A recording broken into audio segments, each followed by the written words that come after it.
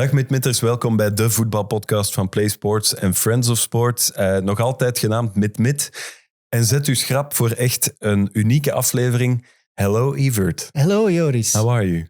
Very well, I'm fine, thank you. And how are you? Very good. I'm a bit nervous for today. Maybe the people can hear that in my voice. I'm a bit nervous for today. No, it's quite okay. Yeah. We're going to do our first episode of MIDMID in English. Yes. So I hope our guest is going to be kind to us. Please confirm with a simple yes. Yes. Dus we gaan onze eerste MIDMID in het Engels doen. Nu al sorry voor de mogelijke haargroei op ons Engels misschien. Kan gebeuren. Ik ben op Erasmus geweest bijna 20 jaar geleden. Ik denk dat dat de laatste keer is dat ik voor een heel lange periode Engels heb gesproken. Ja. Dus er staat zeker haar op mijn Engels. Het zou wel zonde zijn om onze gast vandaag links te laten liggen, omdat hij geen Nederlands praat. Ja, voilà. Wie nu enkel luistert, Engels lastig vindt om te luisteren, er staan ondertitels op YouTube, dus schakel snel over als je subtitles wilt. We gaan ook gewoon ons best doen om zo verstaanbaar mogelijk te praten, Evert. Ja. Voor wij overschakelen in het Engels, zodat onze gast er ook iets aan heeft. We hebben onze eerste stappen gezet in het proces richting WK-lied. Dat klopt, ik ben aan een refrein bezig. Ik ben met woorden en zinnen aan het goochelen om een goed refrein te maken dat de strijd met Go West aan kan. Het enige wat ik heb onthouden na onze brainstorm is, jij bent muzikaal gevormd. Ja, en wat ik onthouden heb, is dat jij zotte ambities hebt met die song. Dus daar moeten we toch nog eens over praten. Maar inderdaad, ik kan saxofoon. Dat kan ik. Dat heb ik geleerd op het conservatorium. Had ik u niet gegeven. Nee. Mijn ambities zijn grenzeloos, inderdaad. En dat is Koning Boudewijn Stadion grenzeloos. Dat is manifesteren. Daar moet het door de boksen komen. Dit noemen we manifesteren. Het beste voetbalanthem aller tijden van de Champions League is volgende week terug op Play Sports te horen. De Champions League begint opnieuw met Club Brugge zonder Union. Een paar leuke affiches wel op Play Sports. Galatasaray, Juventus, Dortmund, Atalanta en ook echt benieuwd naar Bodo Glimt, Inter. Oh ja. Dat is ook cool. En er is Six Nations in rugby. Evert, weet je daar iets van? Ik vind dat een mega vette sport. Een super faire sport. Kan voetbal toch wel veel van leren qua gedrag op het veld, gedrag tegen de scheidsrechters. Ja, ik vind dat echt een vette sport om naar te kijken. Veel beter dan American football. Sorry, NFL-fans. Ik denk dat onze gast NFL-fan is, dus we gaan die competitie even moeten voeren zometeen. Nu gaan we naar het Engels. He's the architect behind Union's extraordinary rise. The man who cracked the code, found a way to outsmart the traditional giants of Belgian football. He's a disruptor, a data believer, a challenger of the established order, and yet a man of the people. Tracksuit on, in the stand with the fans, and happily eating fries with sauce Brazil. Welcome, Alex Muzio. Thank you.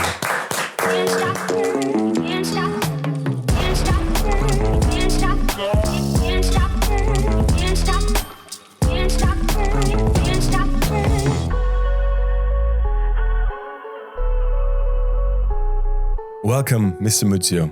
Thank you. Can we say Alex? Yes, you can. One correction to what you said. One of many architects, not the architect. Yeah, okay.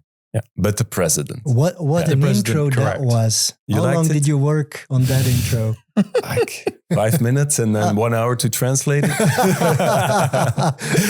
How are you, Alex? Excellent. Very much looking forward to this. Looking forward to our game tonight. Looking forward to the rest of the season. Yeah, you're playing against Charleroi tonight in the second leg of the semifinals in the Cup. We're broadcasting on Thursday. Thanks so much for coming to MIDMID while you're in the country now. How often do you actually come to Belgium? So I tend to attend every single game. Away from that, the odd meeting, but generally it's for matches, and then I'll organise things around being present in the matches already. Try and minimise the number of mornings that I'm away from my house, that I can still take my children to school. Because you work and live in London. I do. Okay. Why don't you move to Brussels? So I get asked this. I've been asked this quite a few times. For me, I guess as a footballer or as someone who, generally as a footballer or say a coach, if you know that you are for a very long time, right? And when you meet someone and you settle down with someone, you have this sort of knowledge that at some point your partner might go to Spain, go to wherever. may have to move a regular thing. Yeah. Well, I was with my partner for a decade before football. Before Union. Yeah. Before Union, I was still doing. I was doing football, but less interesting football, I suppose. Before Union, and I just, it just doesn't. My son was 1 year old. You just don't pack up you don't change overnight like that. So yeah, that's a big reason why. Yeah. But you're going up and forward with the train. Yeah, a couple of times a week, one time a week, couple of times a week. Yeah, last week. So last week's a good example. So last week we were away in Charleroi, and I wanted to do the school run on the Thursday morning. So I drove to Charleroi and back in the same back to London. So I got back about 3:30 a.m. And then Sunday. Is that a healthy lifestyle? Is that a good lifestyle? I think I have a healthy lifestyle away from all of the traveling, which makes up for it and makes it okay. But Sunday was very exciting because I also, for the first time in a very long time, drove to a home game because I took my father, who is nearly 84, to his first ever Union game. Oh. Last week. Wow. So I got him, he got him to the door, got him in and got him out, and then drove him home. So yeah, that was very. That was a lot of driving last week. How was the experience for him? He really loved it. Yeah. He really. Is he a football fan? He is a football fan. Yeah, he used to play football. He in England, everyone says they had a trial, and everyone sort of laughs. And he had a trial for Arsenal, and he played. That's what I say. I had a trial for Antwerp. There you go. Everybody had a trial. There you go. And he played for the local team and stuff. So yeah, he's a big football fan. But he's from Brighton as well? He's from Brighton. Yeah. I was born in Brighton. Born and raised Brighton. I was born and raised in Brighton, yeah. So Brighton is beautiful. Have you been there? No. Yeah? I've been there once to visit. Isn't it like Izquierdo? It's not like Blankenberge. Oh, no. What? No, Do you know Blankenberge? Do you know Blankenberge? I don't know. It's just when you ask the question, it just sounds funny. Like it's not like this place that I've never heard of. No. I don't know. I can't answer the question. I'm afraid it's way better than Blankenberge. Okay. Yeah, it's beautiful. Well, it is very beautiful. I like a lot of people my generation. I was born in 1984. I'm 85. 85. Oh. Older than you, disappointing. And you own a club. Very disappointing. Damn. What did I do wrong? Production company. It's all good. Yeah.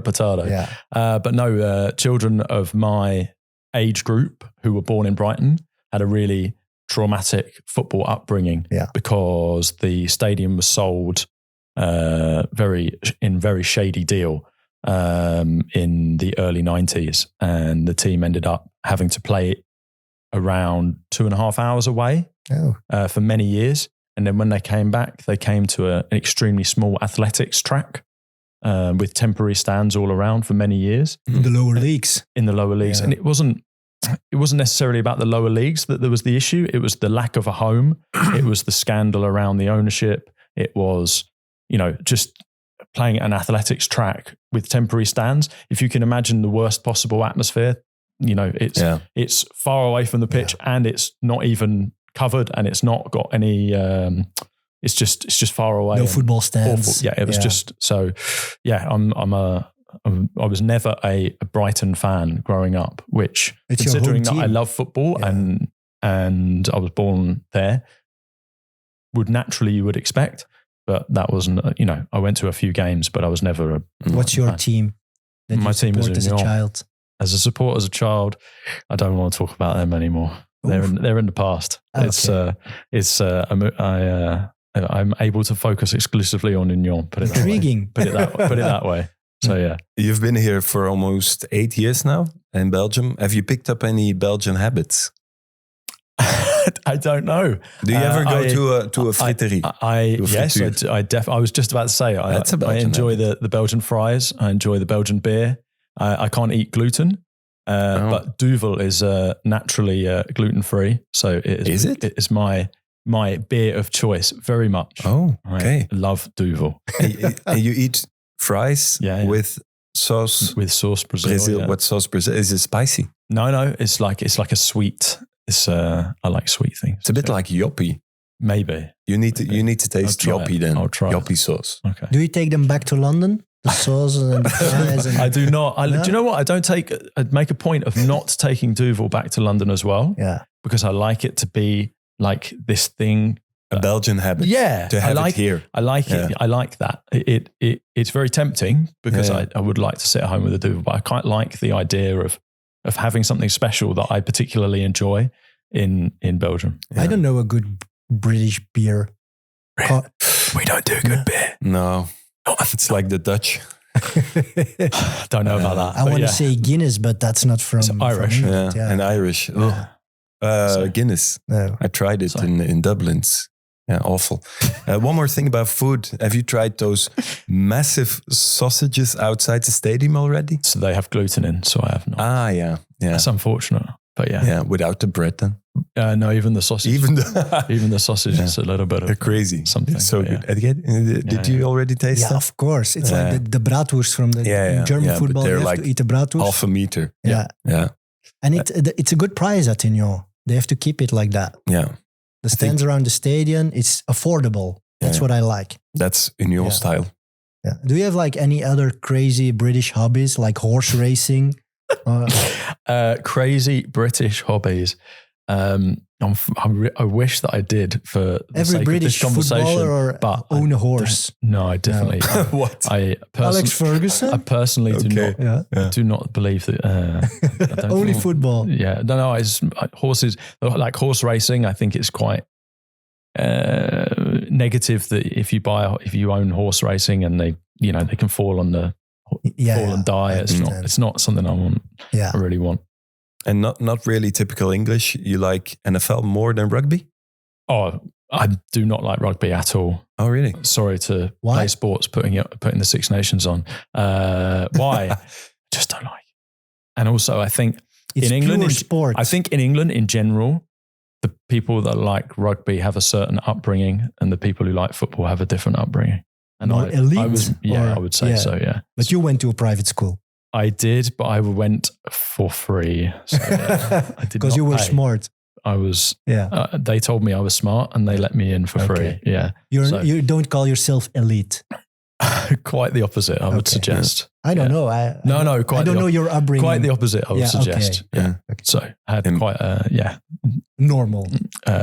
Normal. Less. I think it's difficult to have a normal upbringing when you go to a very expensive private school. It's sort of it changes a lot of things in terms of it being normal. But yeah, I was not. I would say I was not from money. Okay. Mm.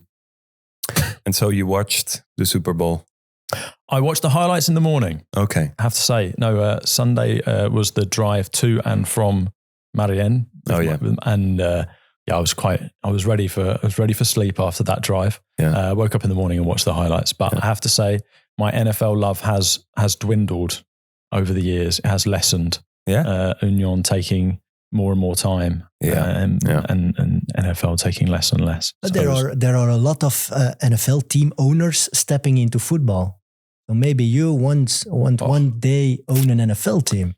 I think, unfortunately, the Seattle Seahawks is up for sale. Oh. They timed it very nicely to after Super Bowl win, Perfect. expecting to go for $10 billion. $10 billion. So, Oh, okay. Okay. Sif, find some. Then we have to call Tony. Alex, we have so many questions for you. We really want to dive deep into your journey at Union. First, this season, maybe. How satisfied are you so far coming off the title? Look, in sport in general, it's often very difficult after you're trying to climb a mountain for a long time and you finally get to the top. What comes next? So, delighted to be top at this stage of the season with a new team, with a new coach, playing well. Again. Yeah. Playing well or winning games. So that's an interesting one because a lot of people say we're not playing well. What I would say, and this is a bit statsy, a bit nerdy, sorry, but in general, I would say that in historic seasons, we might have been winning games on average by 2.5 goals to 1.5 goals. And this season, we're winning them more 1.5 goals to 0.5 goals. Now, the difference is the same. The difference is the same, but we're having what looks like less dominance, but actually we're just not conceding hardly any chances or any shots. Yeah. So it looks less beautiful and it looks like you're not Less playing as well. attractive.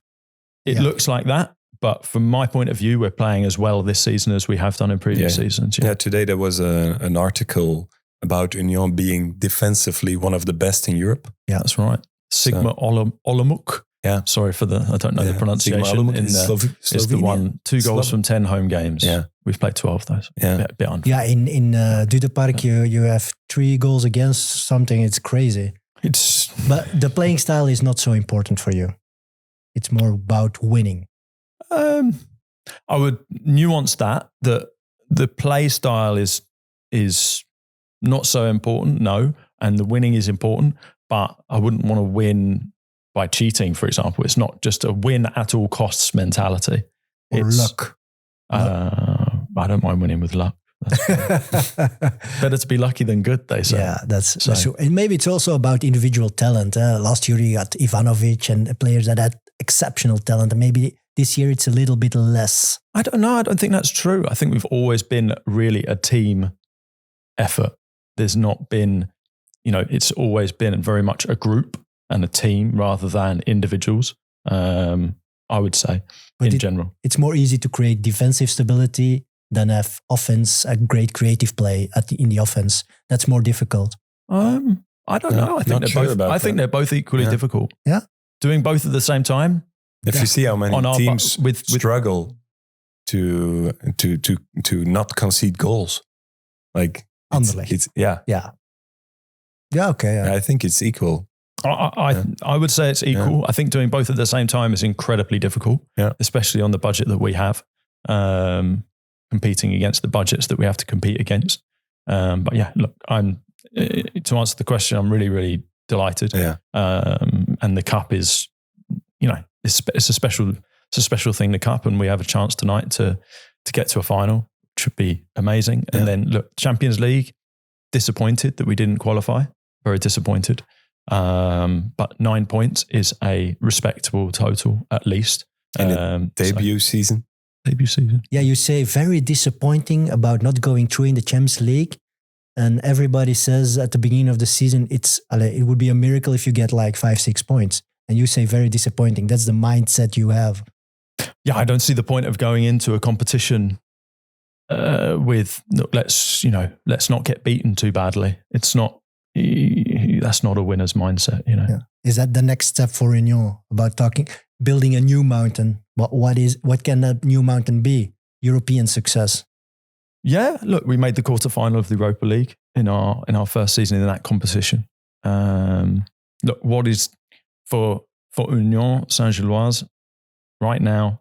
We need to build a stadium. That's the stadium. That's the mountain more than anything else, I would say.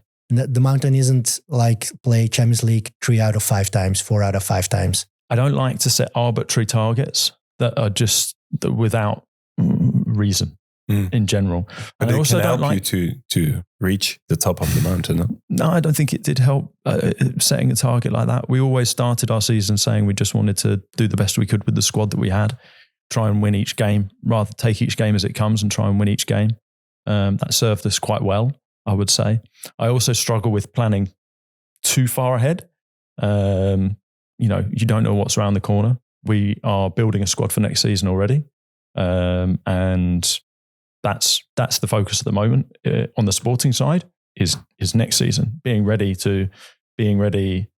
Obviously the sporting side is this season, but behind the scenes is more next season, because for say recruitment, there's nothing we can do now. This is we're done now till the end of the season. Now we'll see how far we can go. It's not depending on ending up as champions or not second or third. It's the same plan. Our budget is the same regardless, really. Yeah.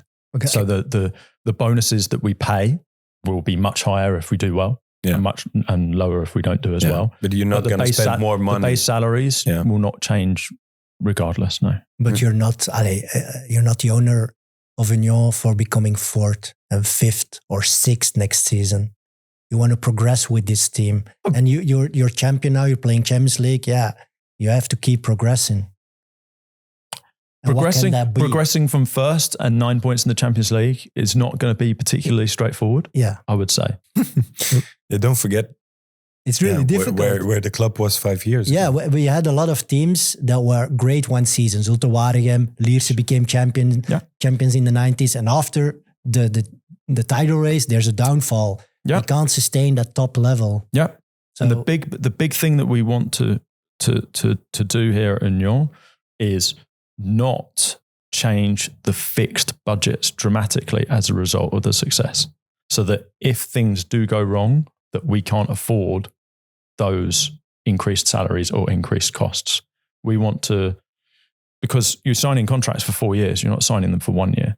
And so if we have a bad 3 years, then that fourth year, the salary is exceptionally high relative to the success of the team at that time.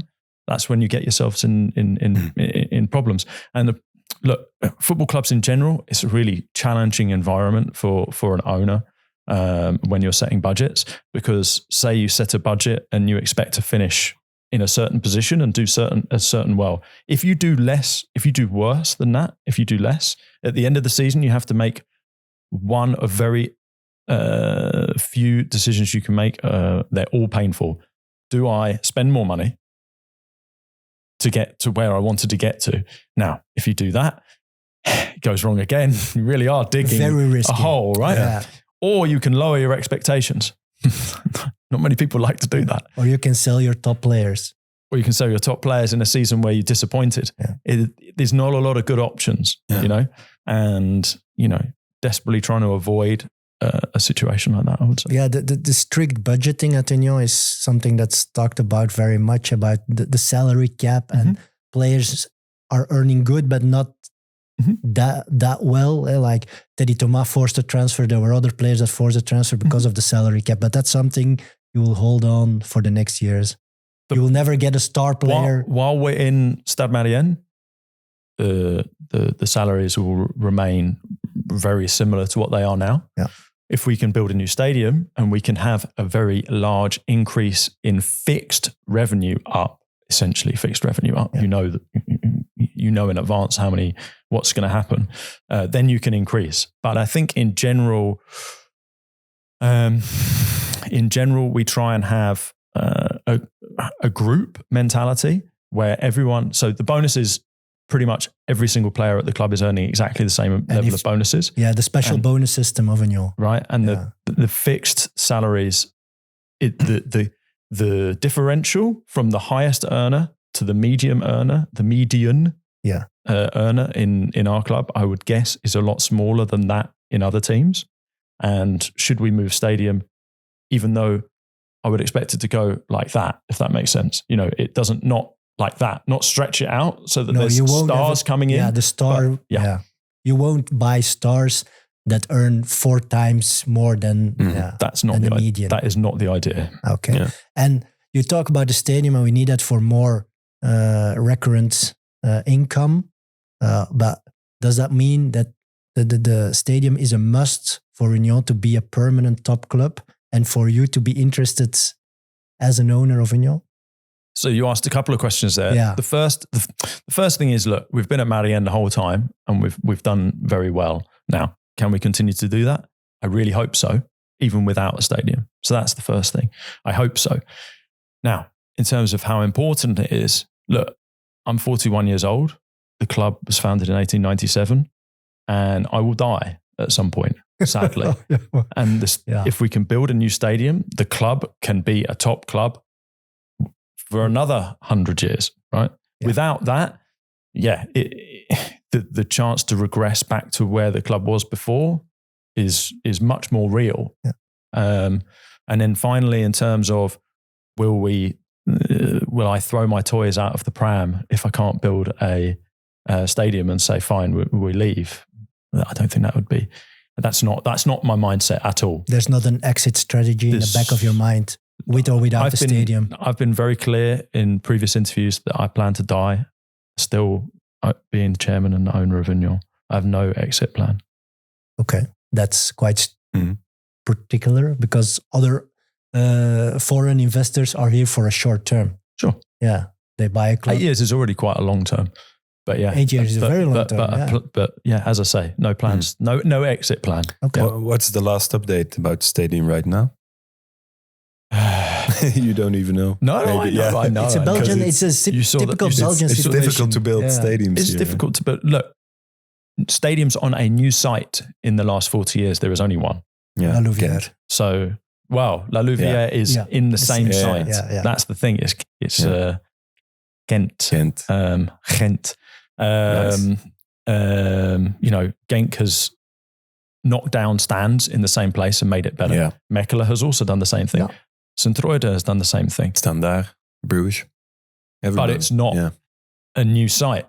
And you may know from our stadium that it is not possible, whatever anyone has ever said before, it's so beautiful. It is not possible to build a new stadium on that site. It is not possible for so many reasons. First of all, there is one road. That's it. Yeah. That's not going to pass many safety things in 2026. There's only 2 entrances as a result. There are also tens of thousands of trees right there. There is a listed building, so you can't do anything to the main stand. There's no parking. I could carry on, honestly, saying the same things. It's not possible. Because if it was possible, I would love to do that. Would love to stay there. In theory. It's a unique, it's a unique place. I also think that the way it is shouldn't be changed. It's a good thing that it's a listed building. It deserves to stay the way that it is. And we've been very clear that should we be successful in building a new stadium, we will have the Beloften play there, and we will have a professional women's team that will play there and keep the site. Yeah, if you supported Union Saint-Gilloise before we arrived and you love the stadium and that's what you want, we will play good level of football there. I'm hoping by the time we move stadium that the Belofte will be a better team than the first team was when we arrived, for example. So you've got, you can still carry on living the Marianne life. Mm. How big does that new stadium has to be? How many new supporters can you attract with Union? So because there was no fan base. The plans are for 16,000 on the first day. There was a fan base. Right? There was a fan base, of course, more than other time ago. teams in the fort. The thing you notice about Union supporters in general, I've found that's different to my experience in England, and I think also different to experience in Belgium, is that there's a lot of people who come to Brussels to live, to work for a short period of time. Yeah. They come and they go, they come and they go. London, for example, is more of a city where you go and you stay, right? Mm-hmm. So there are a lot of Union supporters who haven't been to see Union for a long time. Yeah. Also, I feel like the vibe of a lot of the supporter base before we came in was, I'll go once a month. I'll go I'll go and see my friends. They knew that there would be a certain number of hardcore that were always there, and people used to come and go a bit more. Yeah. So there is a strong fan base there. It's just, it wasn't at the time used to going all the time. Yeah. And now, with some much more used to going. Have you heard about the label Hipster Club? Yes. Very much so. Yeah. Yes. You are a hipster club. Yeah? No? I don't think that you can define yourself, right? You have to let other people. How do you drink your coffee? How do I drink my coffee? Oat milk? No. That's what I do. I'm a hipster. Matcha? My body doesn't like oats, so I tend to have oats. But no, regular milk for me. Yeah, but because I think some fans of Union who were there from the beginning, they sometimes complain about we're getting big. It's a hipster club. There are new fans coming for success. Yeah. Do you understand that? I definitely do. I feel that we've been really lucky with the fans that they have really managed themselves, and the new supporters. They've been the older fans, the hardcore fans have been very welcoming to the new people. Mm-hmm. They've also self-policed. Like, this is for them to do. It's not for me to do. But I notice it and I admire it from afar. That a couple of years ago there was an incident where there was some negative chanting. And they were told under no circumstances that's not something that we do. Yeah. So don't do that. And it's impressive how they've managed to, as a group, they've managed to manage to keep the vibe the same despite a huge amount of new people coming of course.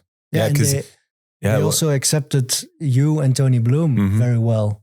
They could say, "Ooh, foreign ownership." Ooh.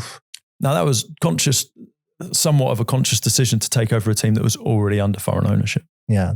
So Bach, the German. So, but yes, you're right. They could have reacted. You talked with the fans when you bought the club.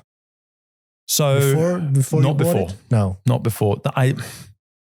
It was a consideration to try it, but it didn't feel right because I don't know. It didn't feel right until you were there. But something in advance was all. Look, from my point of view, one of the ugliest things that happens in football at the moment is a new owner takes over and tries to change the team in their own image rather than respect the fact that it's a cultural asset that has been in existence for Red Bull. over 100 years. The multi-club ownership of Red Bull. Red Bull's actually a very interesting case that you bring up because in Germany, for example, the team that they took over had no fans. Yeah. So I actually think that in Germany, in the Leipzig example, if foreign ownership was to do that, I don't actually, personally, that individual team, forget all other things. Yeah, forget if you don't like energy drinks, forget if you don't like the Salzburg story. Forget if you just that individual team. Yeah, I don't think you could argue that that's been a bad thing. There's now 55,000 people each week watching football in Leipzig, which is not, choose my words carefully, but it's not the most economically vibrant part of Germany. So I think that's actually a positive story, and that there can be that it's one of few, unfortunately. Yeah. But yeah, Salzburg was less good. There was an existing team there that was well loved. They stripped the colours. Don't respect what they did there at all. But as I say, that's why I try and separate the two out. And also in general, having a Liefering that is just solely for, I don't know, youth talent to blossom for other teams. Yeah. I don't admire either. So yeah. Okay. Did you visit a lot of other teams before deciding to buy Union? Didn't visit, but did a lot of research on a lot of different teams. Offered not some. Also other Belgian teams? Yeah. Liers was the main one. Lierse. Lierse. Yeah. Sorry. Yeah. I thought Liers. Lierse. Before their bankruptcy. Yeah. So it was around the same time. But we did some due diligence, and the accounts did not look very good. They were quite scary. The annual losses, the debt, and it didn't feel right. And then they did go into bankruptcy a couple of years later. It wasn't about the capital, Brussels, very big city, the biggest city in Belgium, missing a second big club. That's an opportunity. That was an opportunity. That was a contributing factor. Yeah. Look, the other ones never quite felt right. There was one in Holland where their supporters had, the research came out that they had some right-wing far right supporters, I should say, who were violent at times. Second division. It was a second division team. Den Bosch. Yeah. It was not Den Bosch. They will not like us at Den Bosch now. Yeah. Sorry. No, it was not them. Was Hearts on the list already then? No, definitely not. Okay. No. Why is that? Is that a funny question at that time? I just have nothing to do with Hearts. Okay, no. So it's an interesting. But I know why you're asking, of course, because Tony is invested in Hearts. But no, I have no. At that moment, there was no. So without Tony, you didn't bought Union. He was the first investor. I think you can be very clear that I do not. Union in the early years lost a lot of money, and I do not have that sort of money to lose. That is correct. Mm-hmm. I was in 2023 when Brighton and Union both qualified for UEFA competitions, and UEFA were clear that the way that the club was, the ownership of the club, 90% Tony and 10% myself, was not acceptable to UEFA. In a very short period of time, a solution needed to be found. The options that Tony had on the table were not particularly great. One day I proposed I buy the shares, and I would need to sell my house to do that. And he considered that to be the least bad of his options. If he had had a preferred option, it would have been to leave things the way they were. Which, I don't know if you know, but I always had the voting rights at Union. Yeah. So I was the majority, the voting rights, but the minority of the shareholding. And the belief in advance of buying the club, because we did quite a lot of work to make sure that it would be okay, was that would be acceptable. Because in reality, he had no control. Yeah, he had nothing to say at Union. Well, that was he was the owner. That was the contractual. That was the contractual agreement. Was it wasn't acceptable. Was that by manner of speaking, selling your house? No, I sold my house. You remortgaged my house. Yeah, but I keep it simple for the language. I remortgaged my house. Yeah, to buy a football. I didn't have a mortgage at the time. Yeah. Oh, so there was no mortgage. It wasn't a remortgage. Yeah. I didn't have a mortgage. I owned the house outright, and I essentially your wife thought it was a good idea. Alex, you're crazy. We had a really good conversation about it, and she was very clear that she knows how much Union means to me, and my happiness is extremely important. And if the alternative is no Union, but we keep the house, don't do that, because you'll be miserable. So she was very supportive. I appreciate that. Wow. That is love, right? Yeah, that's true love. But because in the third season of Union, you're still in second division and you needed extra capital because you didn't get promoted for 2 seasons. You had to get promoted the third season. You needed money. Football is a very, very risky business. Correct. So why did you want to do that? In 2018 or 2023? The boat. Well, first getting into football, knowing it's risky. So 2018, I felt comfortable with the amount of risk that I was taking as owning 10%. So I was comfortable because the amount of the wealth that I had at that time, you always want to take into account how much loss you're expecting to have, how long it will take to turn around, to become profitable. And I believed in myself. I believed in the data that I had access to. I believed that we would be successful. I was willing to take the risks at that amount, if that makes sense. In 2023, I felt comfortable that we had turned the financial situation around, that the squad's financial value, the Champions League qualifiers, so either Champions League or Europa League, definitely, was enough clarity and certainty that it would be okay. There were some sleepless nights, there was some stress, there was some consideration. Is this a risk worth taking? But at the end of the day, how big was the risk for you? Yeah, it was percentage wise. It was extremely high risk to do it. It's worked out very well, of course, but it was a very high risk at the time. But I just, at the end of it, everything came down to, do you want to have the possibility to lose Union, or do you want to have the possibility to lose all your money? And it was a very simple answer at that point.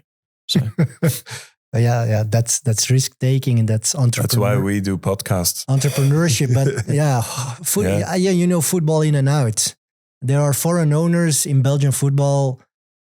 Tens of millions euros they're putting into clubs, capital increase after capital increase. They're losing money every day. And you think, I can make profit in football. We'll never really plan to take money out of the club, to be clear. Never plan to be profitable, if that makes sense, on a regular basis. We'll prefer to reinvest it in the club. But I think in the summer of 23, I feel like we had proven the concept that we could do something positive, we could do something special in the long term. And but besides the salary, one day you want to earn. You want to earn from Union by selling some shares or selling a part of the club, or it's not part of the plan. No. But you don't want to be very rich. Some point, then. I have a very strange attitude to money relative to most people, I would say. I think it may come from not having any money for my childhood and growing up. And when I went to university, had no money at all. I was living off £30 a week, €35 a week when I was a student at university, and working to do that. I don't have this dream of like yacht. I don't wear a watch. You can see that no I'm not, Rolex. You can see that I'm not wearing like fancy clothes. I don't have a fancy car. I don't, in general, I don't need those things or want those things. So I don't have, I definitely don't have an ambition to earn lots and lots of money. Yeah. No, that's not like, it's not a motivating factor at all. So your new nickname in Belgium is correct. What's that? Robin Hood. Is that right? I don't know if that's correct. It's look, what I do believe is that the structure and competitiveness of European football and Belgian football as a part of that is being slowly broken. Mm-hmm. I do believe that the biggest, most successful teams in their countries need to realize that in the long term, it can't be the same teams winning all the time. Mm. And if it is, the whole sport will become a lot less interesting. It will become a whole lot less edifying for everyone. Short term, it's nice to have. That's bad for them too. Yeah. But you're saying that it's good for Union to lose a couple of titles the coming years because We've only won one so far. Calm down, Evert. Calm down. It's not like we've won 10 of the last 12. Yeah, we've won one title. Sorry. So but you need competitive balance is key for you. I think it's key for any league to have. It drives interest. Competitiveness drives interest. So Champions League with the 6 Premier League teams that are advancing is bad for football. Right, I use this example all the time, yeah? So it's February 2026, yeah? I want you to tell me now, give me 12 teams who will make the quarterfinal of the Champions League in April 2027. Yeah, next year. You can answer that. Probably I'll be 6 out of 8 will be correct. I think it could be higher. Could be 7. If I give you 12, if I give you 12 teams to pick from, then I think you're probably good to get 7, right? Yeah. If I'd asked you that question 20 years ago, not 50 years ago, not 100 years ago, 20 years ago. It was different, yeah. You would have looked at me like I was nuts. Like, I don't know who's going to qualify. I don't know what the draw is going to be. You just don't know. You probably wouldn't get, if I gave you 12 teams and you had to get the quarterfinals, maybe you get 3. No, you had Champions League finals, Porto, Monaco, and so on. So you just wouldn't, that is a classic example of what's going wrong, right? Yeah. And PSG winning, PSG now, they don't even find the league interesting. No. They win titles and it's like, hey, and people don't find the league interesting anymore because I was watching Liga like 10 years ago. I was watching it, the highlights, but not anymore. I don't think, as a product in general, it's not that interesting relative to what it used to be for sure. Yeah. You have a lot of examples in European domestic leagues. Like in Holland, you have very strict financial rules, but the big teams stay big. In Belgium, there's no financial fair play whatsoever. Teams do financial crazy stuff, and you have more competitive balance. You had Antwerp, you had Union, you had Genk, you had Bruges, Anderlecht. A lot of more teams can win the league, but teams are going bankrupt. Ostende, Danze. Yep. There will be other teams next years. Yeah. So there has to be a good way in the middle somewhere. It's not easy. It's not easy. Somewhere in the middle is really not easy. You sort of have to pick your poison between the two. Either stasis, where the same teams are good, but fewer bankruptcies. Although which league is an just example? Went bankrupt. So is there a league which leads the example right now? Look, for me, the IPL, the NFL, they're the standard bearers. Non-football in terms of non-football leagues in general. I would say are the ones that the competitive balance there is crazy. The NFL is the most unbelievable league for competitive balance. It's just ridiculous. Yeah, but they have a totally complete different system. It's completely different. It's completely different. Which league in European football at the moment? Italy. There isn't. Competitiveness. Italy is, at least you have a lot of different champions, but the top 6 has been the same. Yeah. top six for and it's for a because while, of the failure of Juventus and AC Milan that there's more teams that can win the Serie A. Yeah, But, it's a difficult discussion because in Belgium we have a lot of different ownerships. We have even state-owned clubs now with Eupen and Lommel. I want just one thing on Eupen, by the way. Yeah. Who owned Eupen before the Qataris bought it? Before Qatar. No, before the Qataris bought it this year. The QSI, Qatar Sports Investment. Right, okay. Yeah. So, yeah, you know. I've found that a bit strange, I've got to say. It's been a couple of years with the Qatar Sport, and now it's PSG. It was 2000 and... Yeah. They played in First Division ago, and they will come back to First Division with Qatari money. Well, 15 years ago, Qatari money was there, right? So nothing's changed in the last 6 months, really. It's moved from one Qatari organization to another Qatari organization. I don't know what they want to achieve with those clubs, but I have that with a lot of clubs in Belgian football. Yeah, so Eupen's original story was quite understandable, no? Yeah. Qatar had won the World Cup, rights to host the World Cup.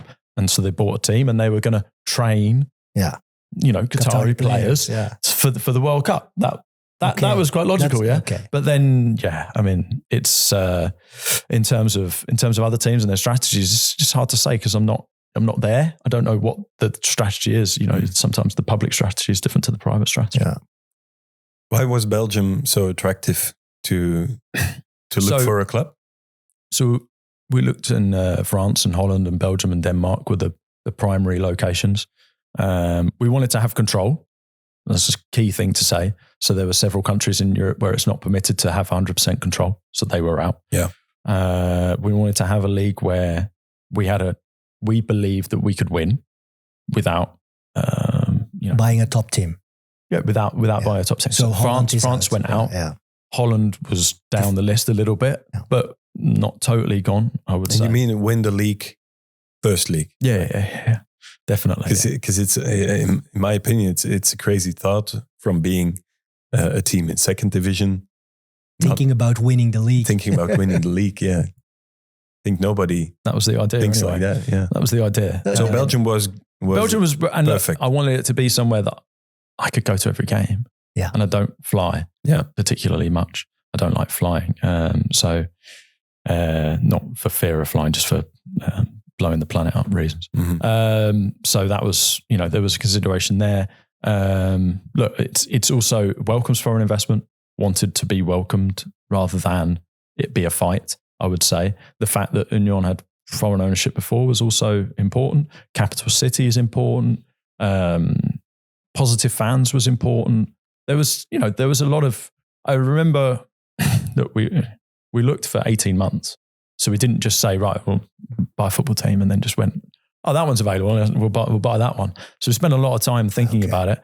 And when Union came along, and it really did have an incredible array of good reasons. So one other thing was that I always thought it would be quite ugly to take over a village team that had never won anything. And it would just look so ugly and weird. But obviously that isn't the case with Union because won a lot of titles, have a history. Yeah.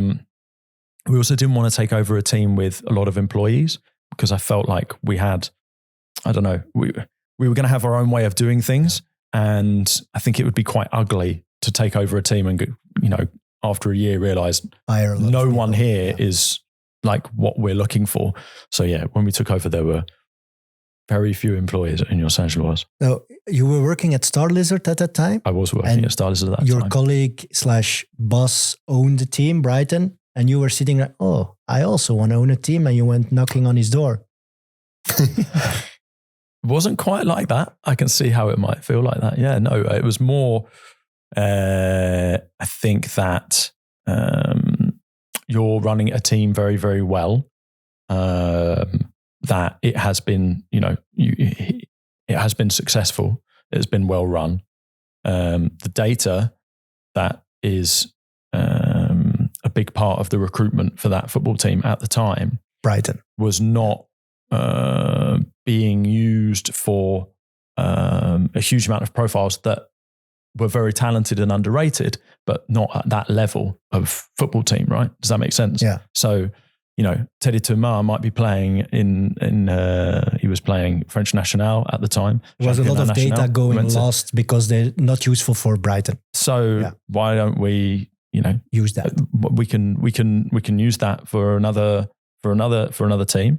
And that was the, It was your idea.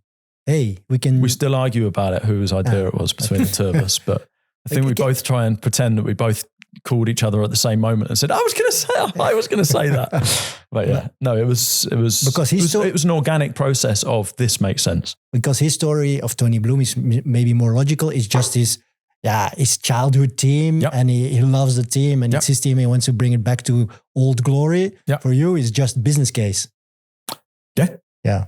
At the start, has to, definitely, But I mean, now it's become a lot more. Yeah, it's become not my whole life because I have a family, but it's my non-family life. This is. I don't have other business interests. Yeah. So a lot of people that own football clubs have a lot of other business interests. It's your only job. Yeah. Can I ask is there no other job besides right now? I do not have any other jobs right now. Okay. Yeah. I have left Jamestown Analytics, which I was doing until very recently. Okay. So can I ask what your role was in Star Lizard? Did you have an important position? Time? Yeah. So I started in 2006 and had started, at the bottom. And over time sort of grew in responsibility, grew in different aspects. At one time I was the head of research outside of the country, outside of England. Football research outside of the country. Maybe for people who don't know, what exactly does Star Lizard do as a company? Star Lizard is a betting consultancy. Its aim is to establish exactly how likely one football team is to win, draw, or lose in a specific football game. Mm-hmm. And that can take into account absolutely everything that you can imagine and lots of things that you can't, in terms of who's playing, when did they last play, how tired are they, what's the weather, who's the referee, what's the field going to be like, how many people are coming to the game today, does this game mean more than the game before or less than the game before? Whatever I could carry on talking for another half an hour. It's mathematics, it's maths, it's maths. And who buys these stats? And there are clients that buy the information and then bet with it. Okay. That is the idea. Yeah. So when I was the head of the external research department, there was around 100 people living in all around the world who were saying the stuff like what I was just saying, like how many people are going, you'd have someone in Colombia who would know that when team A was playing team B, the number of fans would be this many. The lineup would be like this. The head coach just got fired and they've got a new guy. It's, someone who's never been a head coach before, but the players respect him. Try and work that out and put it into a number. But how do you get these data? Where does it come from? It comes from watching the games fundamentally. So that's the data comes from watching the games and inputting what's happening during the games. Same as Opta do or StatsBomb do. They don't. Most of it is not automated, or at least if it's automated today, then it wasn't automated 2 years ago. Yeah. Where someone is watching the game and they're saying, right, this player's here, the ball's here. This is, it starts. That's where it starts. Yeah. Well, is it false? Is it false then to say that Star Lizard is also a betting syndicate? They also bet on sporting games? It is false to say that, yeah. The clients bet on the game. Star Lizard does not bet on any Tony games. Bloom is a client of Star Lizard. Tony Bloom is he bets with the biggest client of Stars. Is the biggest client of Star Lizard, yes. Okay. That's correct. Yeah. I was wondering, Union presents itself as like ethical, sustainable alternative in modern football. At the same time, there is this link with Star Lizard and the betting industry. Yeah. Do you understand why some people see a tension there? I think it's legal. Yeah. It feels unethical because there's a big betting problem in society. Yeah. With betting in football. I think that it's very, look, most people don't know this marketplace, right? In general, right? So it's totally normal that people would see one thing and see another thing and have a problem, right? Now, I think it's really important to separate out the bookmaking industry, which is the people that take the bets, and the people that make the bets. There are very few successful betting syndicates in the world, which also makes it hard for people to understand because they don't know any of them, right? But bookmakers, fundamentally, they take bets from people. Now, if you are an ethical bookmaker and when someone shows a sign of having a gambling problem, you stop them betting, then you're fine. Unfortunately, a lot of the bookmaking industry does not do that and instead actively encourages those people. That's a big problem. And you may notice that Union is one of the only clubs that doesn't have a bookmaker as a sponsor. There's a reason for that. You had Lotto. It's not a bookmaker. Yeah. No, it's not a bookmaker. Very important. It's the lottery. It's the lottery. Yeah. But do you know anyone who's addicted to playing the lottery?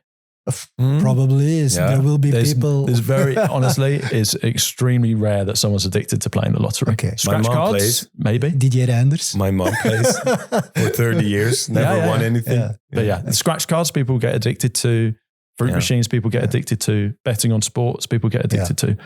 Playing the national lottery is something that people generally do not get addicted to because it is a weekly draw.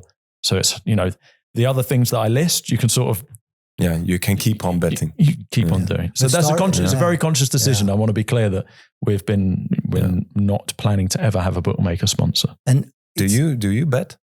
Do I bet? Very rarely these days. And historically, I've only really bet where I feel like I have an advantage. And now I have no time to develop an advantage because my time is with Union. And so I can't bet on anything Union, obviously. Yeah. So I don't have I used to do some political betting. I used to do some betting on American football, some things that were not related to Union, but now my time is just gone. Yeah. So in order to bet, I want to have the time to research in a way that I think I will win money. Yeah. But I don't have a gambling problem, so I don't like to bet for no reason. Yeah. But is it true that the employees of Star Lizards have their own betting syndicate? As I understand it, the syndicate has some members who work for Star Lizard, some members that are not at Star Lizard, some people at Star Lizard not in the betting syndicate. There's a lot of mystery about that company, and that the mystery attracts. We want to know what's going on there. Yeah, I get that the mystery attracts. There's quite a lot of good articles out there now about Star Lizard. Because employees can't have social media. They earn a lot of money. That's not true. That's not true. I'm pretty sure there's a lot of people working there who have social media. Okay. I don't work there anymore. But back in 2023, there was definitely a lot of people on social media. So that's not true. Yeah. I would say, look, fundamentally, if you are a betting consultancy, right, and you want to have an edge over a market, right, you can't just let everyone know what your edge is on individual games or on a group of games, or you won't have an edge anymore. So when you talk about it being secretive, it's less secretive than than knowing that if you tell everyone how, what you're betting, what you're recommending to bet on, or how you do it, you're probably not going to have an edge forever, right? Yeah. So that it's not necessarily secretive, more just sensible. Yeah. Is it true that Tony Bloom and you had to sign a document with the Pro League when you bought Union that you would never bet on a game of Union or Belgian football? Belgian football. And yes, that's true. Yes, that's true. So, okay. But isn't that for everyone in Belgian football? It is for everyone. Yeah. But given our background, it was sensible. We offered it. We wanted to. Okay. We wanted to make it clear. Yeah. And there is an annual one of those big 5 consultancy companies make sure that we don't and writes a report and sends it to the program. Yeah. I think there's more of a mystery, even more with Jamestown Analytics. The transfer strategy of Union is based on the data analysis. It's crazy. Over the past 4 years, it has generated more than 127 million in profit, euros. That's correct, right? I think that's just outgoings. But yeah, carry on. Yeah. How much can or are you allowed to say about how they work, Jamestown Analytics, how you find those players so that Jamestown, nobody else finds? We want the secret recipe. Just give it to us. Just give it to you. Yeah. Just give it to you. Give it to Mechelen. Give it We to want Mechelen. it. So Union has an exclusive contract with Jamestown Analytics for all of Belgium. Lower league as well. Second division, third division. No Belgian team can buy. No other. Okay. Yeah. But also, I believe Jamestown only works with professional clubs anyway. So it wouldn't work with an amateur team anyway. Okay.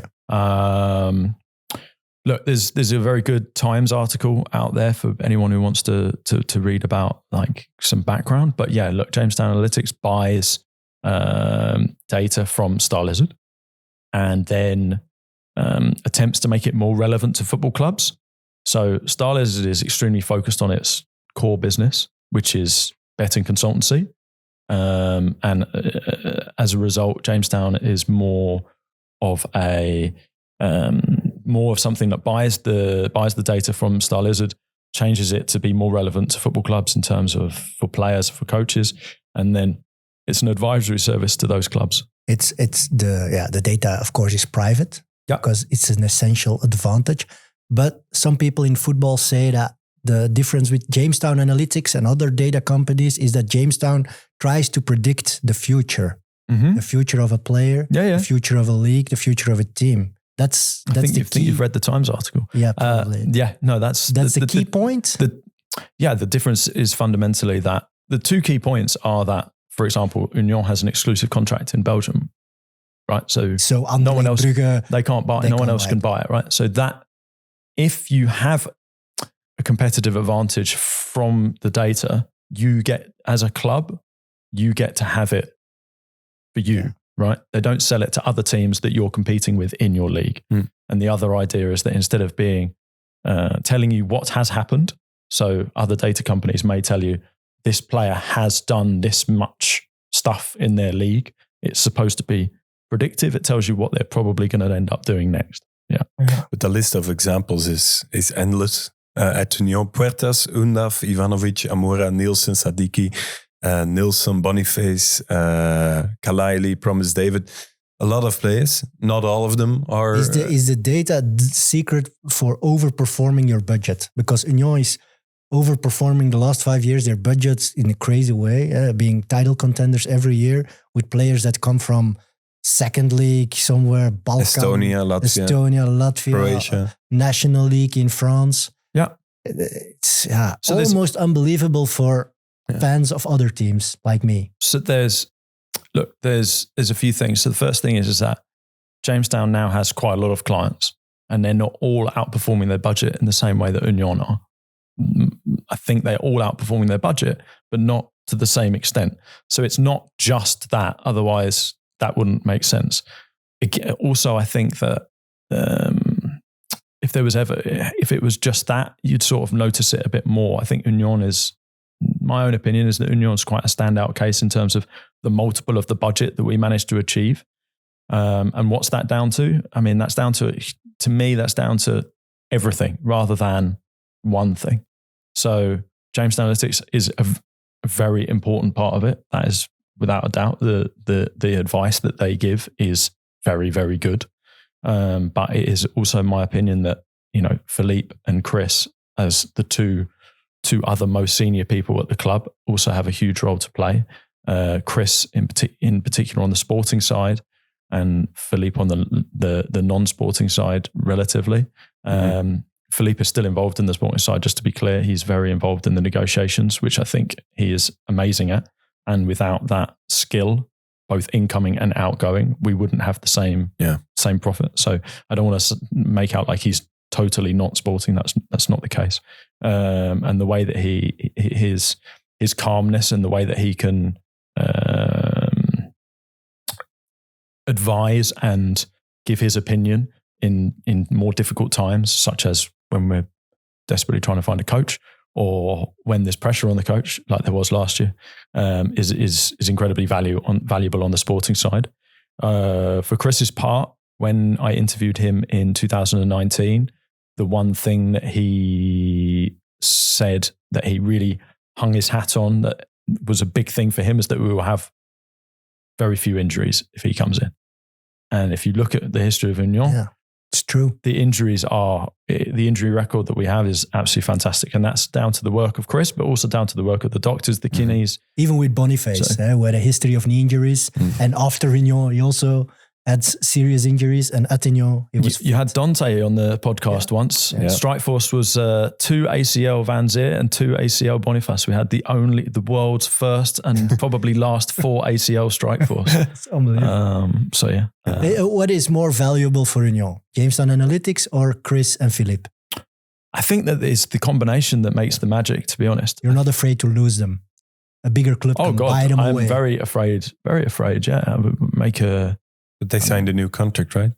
They have signed new contracts recently. Locked and secured. And that, funnily enough, by the way, is another thing to say, is that I think that it would be dishonest to not say how lucky that we have been in terms of finding them.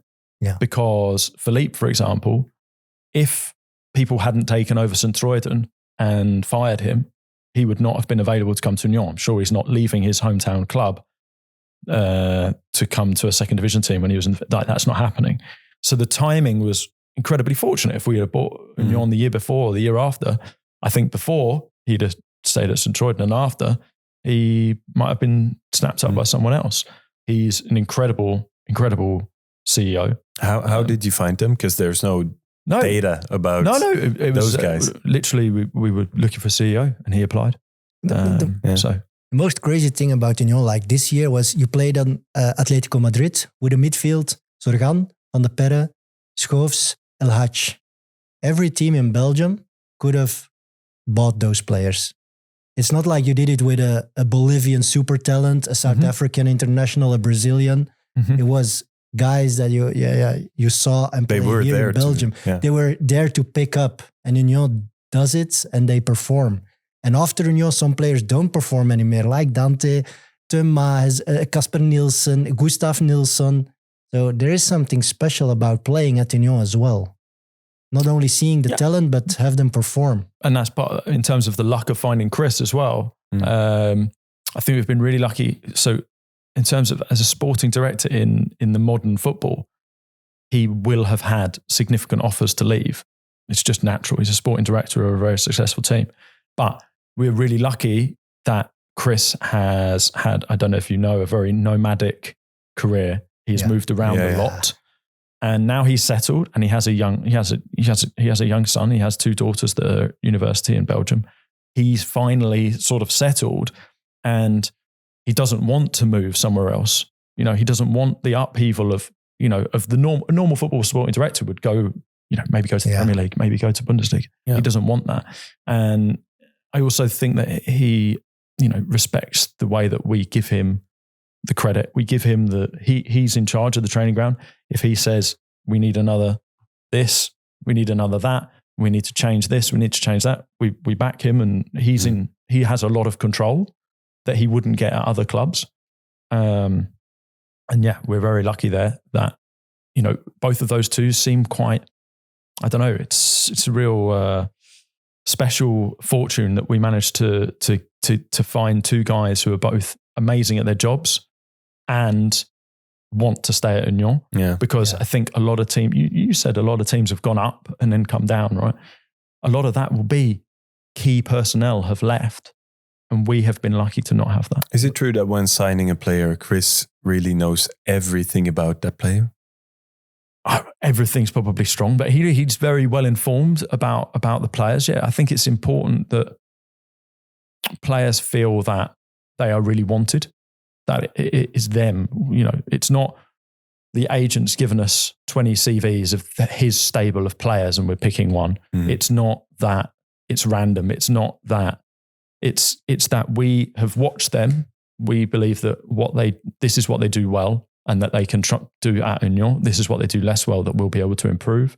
We understand their family. We understand their background. We think they'll fit into training in Zaventem, which is where we train now.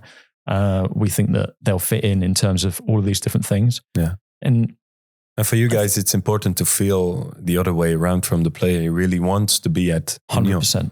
100%. We never really want to be the highest bidder, if that makes sense. Yeah. The winner's curse, sorry, where you want players to understand what they're coming to, why they're coming to it, and want to do it.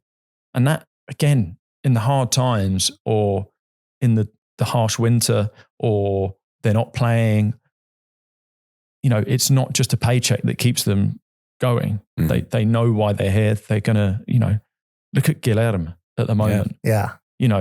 Speaking to him after games quite regularly in September, October, November, just saying, it'll come. Yeah. Don't worry. The other guy from Nom Kauju also had a little bit of time until he got into the team. And you got some examples to show them. That helps, but everyone's an individual, right? They all want to understand their own role. And they don't want to hear you're like someone else that was like them. But, how involved are you personally in transfers? So I'm very involved in in terms of giving Jamestown Analytics what we want, sifting through the profiles in terms of their data. I make a very clear point to never watch any of the players before we sign them. Never watch? Never watch. You don't watch football footage before you buy him? Never. But I deliberately don't. Oh. It's very important that I don't. The reason you don't, is, but the others do. Yeah, the others do. Okay. So I meant me personally. You right? watch data. Me personally. Yeah. I just do the data, right? Yeah. And then I can assess correctly because my maths mind can say, right, this is how much, this is this profile's transfer fee, this is the salary, this is how much they want to come, this is their background in terms of doctors, this is how they fit into the team, all of these different things. You're the money ball man. One input that I really don't want into that decision making is I watched them play 5 minutes and I thought they were really good, or I watched them for 5 minutes and I don't think they're good. Mm-hmm. And I think it's really hard to turn that off in your brain once you've done it. Yeah. Once you've done it, you think, in some way back here, even if I try and push it out, I'll think, I watch that guy, I think this. Right. Obviously, Chris watches significant amounts of the players before any signing, obviously. Yeah. But that's different. That's his job. My job is not to watch the players. Yeah. So I don't watch any players. And how does it work? We're looking for a right wing back. Yep. Jamestown Analytics comes up with a list of 5 profiles. Yeah. Like that. Comes up with a list. Oh yeah. And in terms of, gives the context of where they fit into the league in terms of talent. And then you have the age where the club is, how often they're playing, all sorts of different factors at that point. And then a list will go to Chris. Chris will watch as many profiles as he feels necessary, often starting with the number one, the best one. And if he feels that one is attainable, if he feels that they fit Union in terms of personality, in terms of the values of the club, in terms of the style of the player, in terms of all of those things, at that point, it might only be one. It's possible that there's only one. But often, unfortunately, it doesn't quite work like that. It's also relative against other right wingbacks in the competition. So, he's probably better than 80% of the other wingbacks in Belgium. Exactly. League. Okay. Right now, I'm thinking about so many singles need this app for dating. It's really worth a lot of money. efficient. I think it's worth a lot of money. Definitely. Jeez. Is it correct that from the beginning, from the first moment in Union, you used this system? Yes. And you decided to keep only 3 players from the team when Marc Grosjean was the coach. So first thing to say is that in 2018, Star Lizard had not only had as data football clubs as clients would be Union and Brighton at that time. Yeah. So there was no Jamestown Analytics until a couple of years ago, when there was a lot more demand, there was a lot more possibility. And at that point, it was too burdensome for Star Lizard, focusing on what they're good at. So they decided to. There was a decision that to sell that data to Jamestown Analytics to focus on football clubs and clients. It's a very different world to placing bets, dealing with clients, dealing with, whatever. So in 2018, I've said, I don't like to talk too much about other people and other clubs, but at Union, I will tell you the story of Marc Grosjean, and I think Marc is a very good guy. He's a very nice guy. First day, I walked in and I said, look, I explained, he asked the same question that you asked. Yeah. Why did you buy Union? Yeah. And I explained it to him and he said, oh, cool. That's really cool. Okay. That sounds great. Like, we're going to get better players, better budget. This is going to be good. I said, great. Okay. So here is a list of players. I think I gave him a list of 15 to 20 players that we have in mind for all of these different profiles. The team needs these profiles. Here's a list of these players. Have a watch of them. Let me know what you think, which ones you particularly like, which ones you particularly don't like, and we'll talk about it in a few days. Take your time. It's May at that time. Next day, I sit down with Marc, and he says, "I looked at a few players on your list, and none of them are very good. I think you should sign this guy, this guy, this guy, this guy from Belgium. I know Older them. players. I know them. Yeah. They're good." And it was at that point that I realized that Marc and I were not going to have a successful working relationship. And yeah. You believed in your model so hard. Well, that was the point of buying the club, right? Yeah. So it'd be a bit crazy to walk in one day, say, here's a list of players that, the data thinks is good, and then go, oh, actually, no, I'm just going to throw that in the bin and just do what every other football club's doing. Yeah. I know this guy. So I trained him like 4 years ago. Yeah. He must feel pretty bad now. I don't think so. I just think that it probably just doesn't fit for him. I think that's totally fine. I think it's important that you know yourself and what you feel comfortable with. He would not maybe have felt comfortable coaching a team of non-Belgian players in the same way. He wouldn't have felt the comfort. He wouldn't have been able to do as good of a job as he thought he could do. I think there was a part of that was just honest rather than a failure. What's the biggest risk for Union in the future? That other data companies become better than Jamestown, or that AI will change a lot of things, or that a lot of teams working with Jamestown Analytics will buy players that Union wants? Like Hearts want a player, Castellón, Como. They will also want to buy Union players. A lot of questions again. Yeah, sorry, a lot of questions. In terms of big threats, which you ask, I don't know the answer to that question. It's not something that I have spent time thinking about. At the moment, focused on doing the best that we can with what we have available. I think it's very fair to think that another data company could compete. I think it's very fair to think that AI could be a game changer potentially for the analysis of football players, football coaches, all sorts of different things. It's not something that I've considered in terms of what's in my control is doing the best that I can with what I've got at the moment. In terms of other Jamestown clients, that is an interesting question that also has not really crossed my mind before. But I can at least think about that in a more conceptual way, whereas AI and other companies is a bit big. Look, Jamestown Hearts picked up a player from Union. Castellón will move to La Liga. Como is doing very well. They will maybe go to in European League competing with Union and going for the same players. I don't think Como will be going for the same players, personally. Just on that one example, they're going for quite a lot more expensive players than us. And I also think that their plan is sexier names rather than less sexy names. Almost. It's Como. It's almost the opposite. It's almost the opposite in that regard. Yeah. But that's not your point. Your point is more of a general point. Yeah. Look, we are a client at Jamestown, the same as a lot of other teams. It's correct. I think that I do not have concerns there. I think that the sort of players that we want to attract and the budget that we have is quite unique within the list of clubs, and that is kind of the idea of the clients that Jamestown picks, is to make sure that the overlaps are as low as possible, to enable the individual teams to do to do a service. Look, ultimately, they're a service provider. They're a consultancy company. There's no point in, one of the reasons why you don't see lots of different clients in the same country is that it would Do you have so much power at Jamestown that you can say, don't work with that team?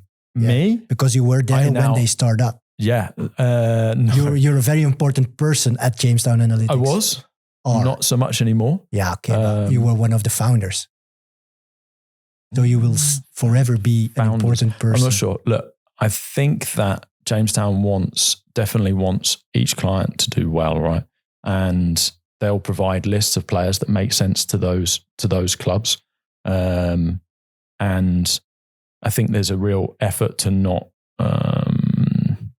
You're not giving Union an extra advantage by saying in Jamestown Analytics, give the first list to us. In terms of ones that fit for us, that would make sense, yeah. But then, do they make sense for others? Generally not. But that's kind of the model, I would say, is that the idea is to keep it so that you don't end up with loads of different unions in different countries. They're all fighting for the Scottish same. football is something different. But I think, look, it's an interesting question you raise. As I say, it's not something that's come up. It's not something that I've got a prepared answer for or anything like that. No, it's fine. It's quite interesting. It's something to think about. Yeah. But look, in terms of how it works, and is there any, each club will get a list of players, and then they make the choice ultimately whether to go ahead or not based on their own parameters, based on their own. Does this player fit with us? Does this player fit with the standards of their own team, right? I think it's very important to separate out the talent of a player with the talent of the player at an individual club. I know that sounds odd, but there are definitely players, lots of players, the majority of players, I would say, that will be successful in one type of club and very unsuccessful in another type of club because you proved that already. They have the fit. So... Like coaches as well. Like coaches as well, 100% like coaches. Coaches. But Jamestown also does coaches. Yeah. And it's a key point that it's not just like, right, here's a list of players and then the teams just go, right, yep, sign them like this. Yeah, of course it doesn't work like that. That would be crazy. Any club that gets a list of players has to analyze them themselves in terms of how they fit, in terms of budgets, in terms of personality, in terms of anything. Like, it's just the whole concept is quite bizarre because you've mentioned Brighton a few times, obviously because of Tony. Yeah? But wow, can you imagine two teams in recent years more different in terms of how they've approached things? Yeah, like De Zerbi versus Mizzou and Blessing. Like, the types of football is just completely different. The profiles recruited, completely different. Yeah. Brighton are a really, really well-run club.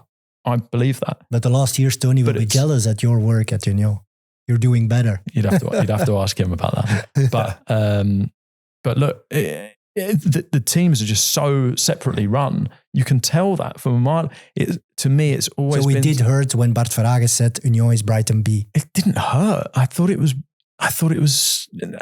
that end of that time.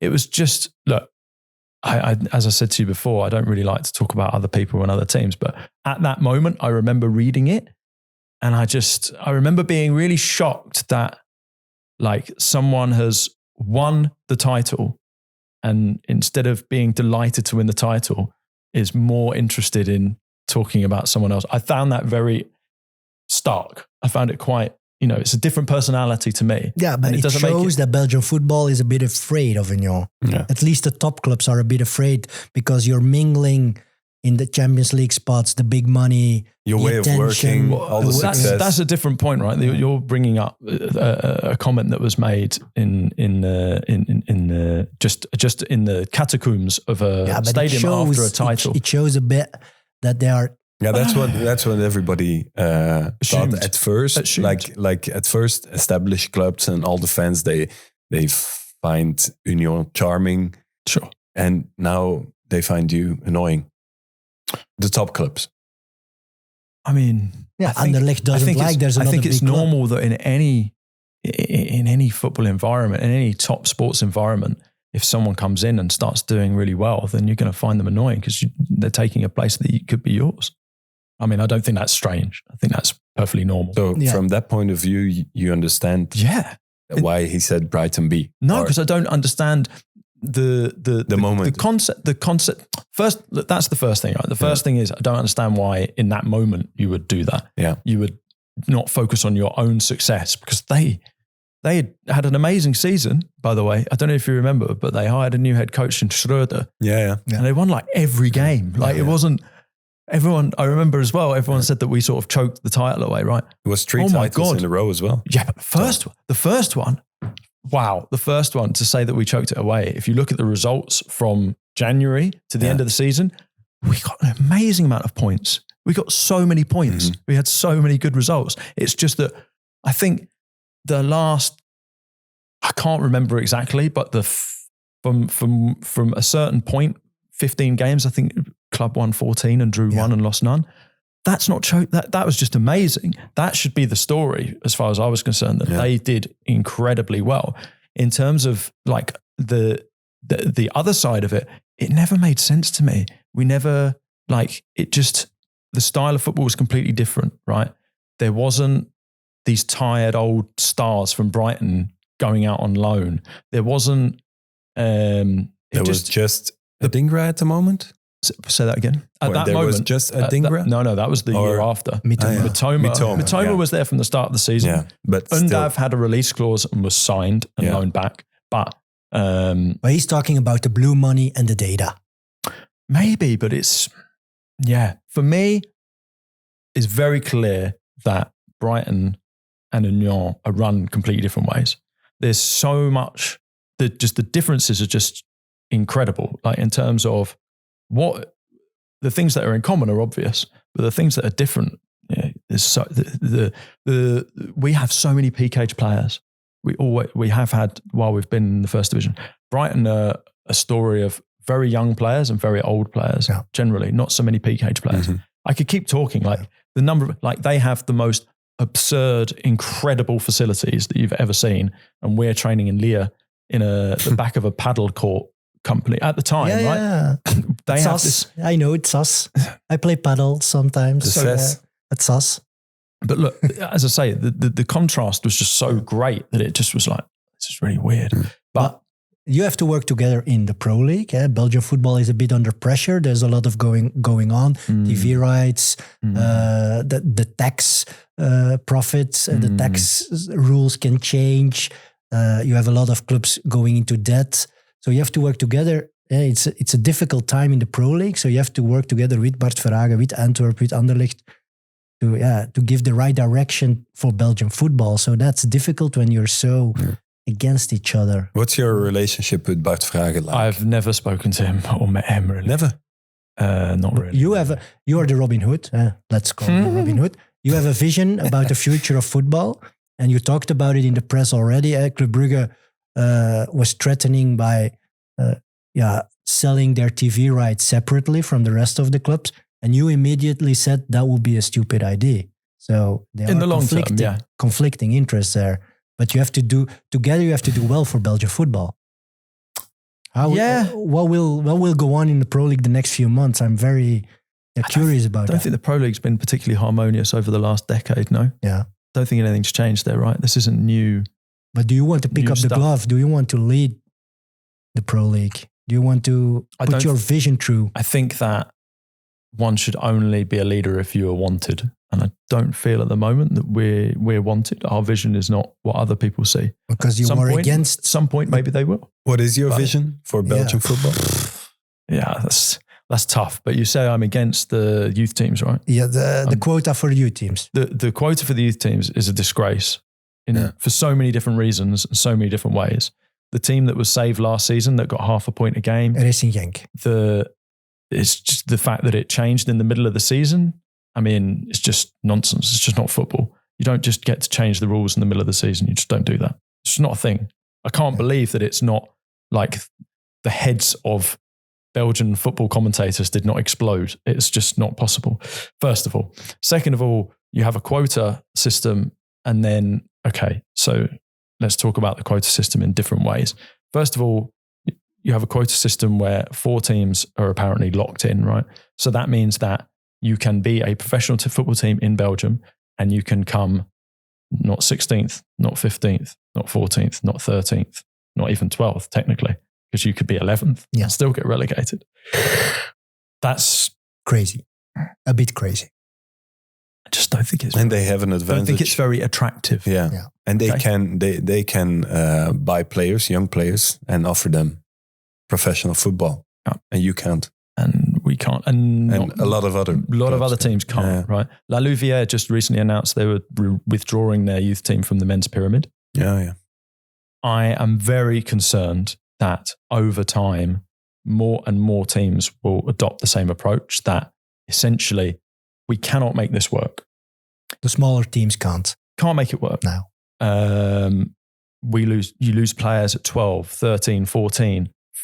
You don't get compensated for it. The problem is that if I had a 14-year-old son playing for Mechelen, and we would like to have a British talent in our youth, and Anderlecht, Genk, Ghent, or club rung up and said, "We would like to sign your son. We have these facilities. Yeah. We have a team that plays in the second division. We have a very clear pathway for your son."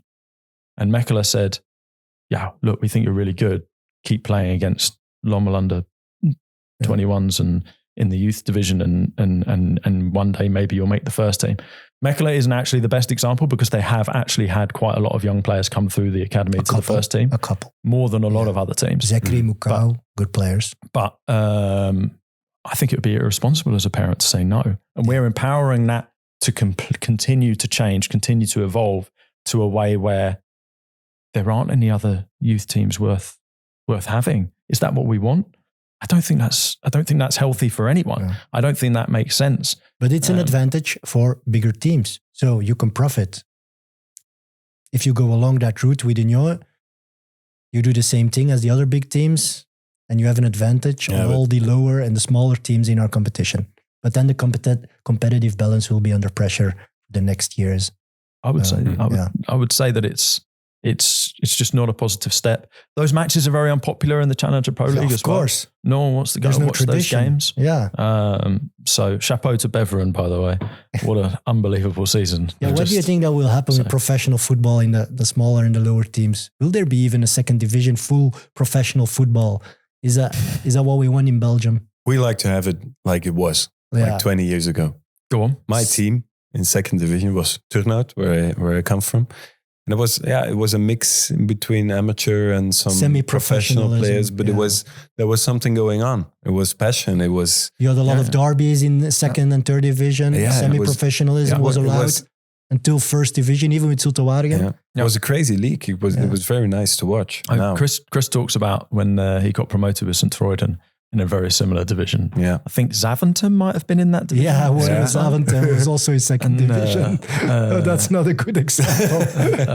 But the vision, again, it's not necessarily for me to have a vision and sort of like implant it on other people. But you care about Belgian football, and that's why. Of course. Yeah. 100%. There will go teams bankrupt the coming years if we go on like this. Second division is all foreign ownership and all in debt, almost, except Lierse Lokeren. They're trying, but they can't. There's no competitive balance. There's no competitive balance. Doing it a local way is a disadvantage. Yeah. So what you need to do is you need to encourage. Yeah. That's what you need to do. Now, in Germany, for example, if you play young German players, you get incentivized significantly with money. Now, we do it in Belgium as well. And in fact, Mechelen is the team that wins that every year. But the amounts are quite small. The strategy has changed over the summer. You could make the amounts higher, for example, to encourage it. Look, it comes back to what you were talking about before in terms of Holland and Belgium. Like they're very good. I know that it feels lazy to pick Holland because it's next door, but actually the two are very opposite, which makes it worth a conversation. In Holland, you basically can't lose money, not allowed to lose money, which keeps everyone roughly in the same sort of places. And in the second division, you can't get relegated, which encourages very lazy thinking. Mm. They're talking about Opening up the opening it up pyramid. again. They're talking about it. You have to open up the pyramid. But the problem is it's been locked for so long in Holland that the Quite third difficult. tier teams, they've been amateur for so long, they don't have this drive to be professional. Yeah. But you Maybe want an one. open pyramid like in Belgium. That's you have to prove it on the pitch. If you're the best in the third, you have to get promoted to second. Of course. Yeah. That's normal. Okay. Right? I think that in terms of the licensing requirements, the cliff is too dramatic in terms of what you need to do. I think it discourages. I'm supposed to be doing a podcast in my language. It discourages local success in the third tier because you feel like we cannot go to the second tier. We can't. There's numerous examples of teams that don't want to be promoted because or they put themselves in debt for the licensing. Even worse. Yeah. They build stands that will never be used. Patroise has a stand behind their goal for 5,000 fans.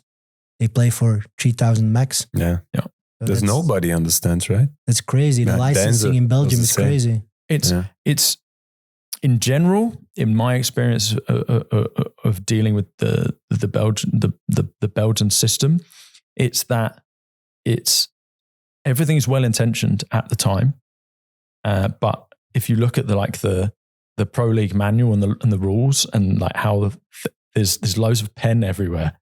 It's like this was the idea, and then someone said, "Oh, we should change it a bit like this."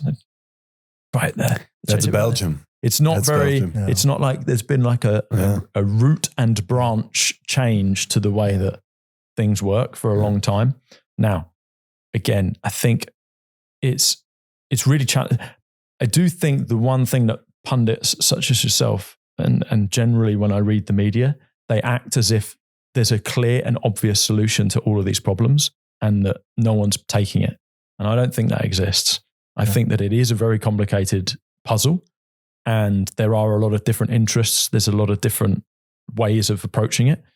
It's clear that there are significant flaws at the moment, but how to resolve them, it's not so easy, I would say. But you don't feel like you're the person who wants to do it in the future?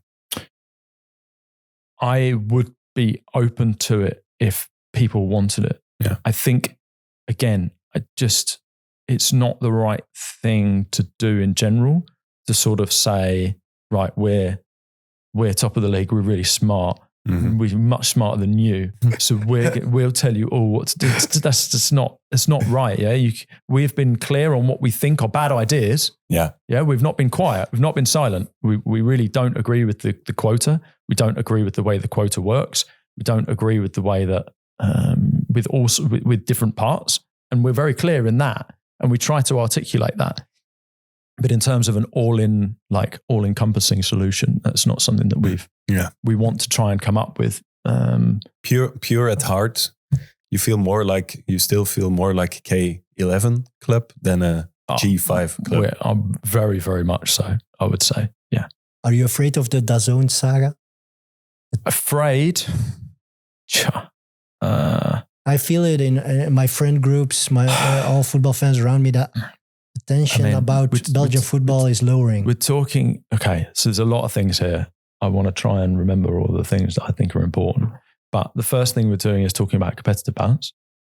What is the thing that helps competitive balance at the moment in some regards is the relatively large television rights and the relatively fair distribution of those rights. Yeah. If they fall, you're creating a bigger divide again between the teams that play Europe regularly or the teams that sell players for big transfers regularly and the rest. Simple. Has to be bad. Has to be bad. There's no world in my head where it's better if there's a bigger gap between all of those teams because it will be less competitive, less interesting for the long term. One thing I want to say before I forget is that I really believe passionately, and this is one thing that I do think is important to get out there, and it's something that I'll try and keep talking about and try and encourage other people to talk about. One of the biggest disasters that's happened in the last few months is that we don't have football on television anymore. Don't have a magazine program with highlights. Don't have a magazine program with people talking about it. That is the way interest in a league dies in a country. Even it's we all my job. agree. Like we agree. Yeah. We have to work out how to do this, whether the league does it themselves, whether the league accepts that it's not as, they can't get whatever, 1.6 million for it. They can only get 1.3. It doesn't matter. You have to get it on television. And I'm sorry to Lauren in advance if I am ruining his negotiating position for how much he can receive for any award show and any magazine show and highlight show. But it has to be back now. It shouldn't be back next year. It shouldn't be back the year after. It has to be on television now. It has to be free to access for people to watch. Totally agree. You are losing people it's a disaster. And I plead with anyone who can do anything about it to do something about it. Because you're just going to end up with everyone just watches the Champions League. Everyone watches the Premier League. That's crazy because the TV stations, looks like they're not interested anymore to bring it up.